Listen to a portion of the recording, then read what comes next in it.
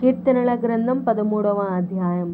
యెహోవా, ఎన్నాళ్ల వరకు నన్ను మరిచిపోవుదువు? నిత్యము మరిచెదవా? నాకెంతకాలము విముఖుడవై యుందువు?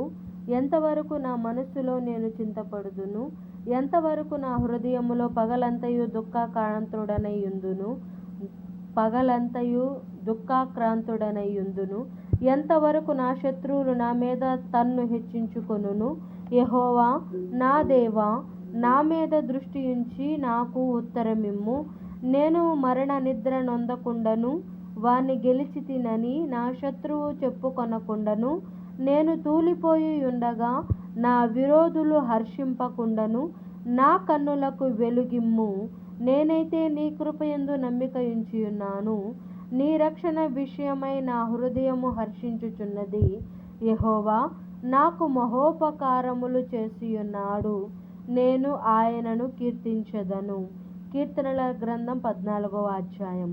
దేవుడు లేడని బుద్ధిహీనులు తమ హృదయములో అనుకొందురు. వారు చెడిపోయిన వారు అసహ్య కార్యములు చేయుదురు. మేలు చేయువాడొక్కడునూ లేడు.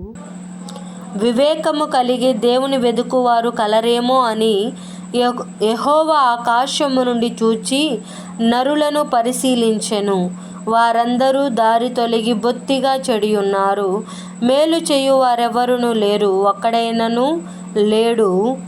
యెహోవాకు ప్రార్థన చేయక ఆహారము మృంగునట్లు నా ప్రజలను మృంగుచు, పాపము చేయువారందరికిని తెలివి లేదా?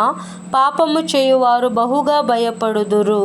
ఎందుకనగా దేవుడు నీతిమంతుల సంతానము పక్షమున నున్నాడు. బాధపడు వారి ఆలోచన మీరు తృణీకరించుదురు. అయినను యెహోవా వారికి ఆశ్రయమై ఉన్నాడు. సియోనులో నుండి ఇశ్రాయేలునకు రక్షణ కలుగునుగాక. యెహోవా చెరలోని తన ప్రజలను రప్పించుచున్నాడు. యాకోబు హర్షించును, ఇశ్రాయేలు సంతోషించును. దేవుడి పరిశుద్ధ వాక్యం మన వినికిడి భద్రపరిచి దీవించునుగాక. ఆమేన్.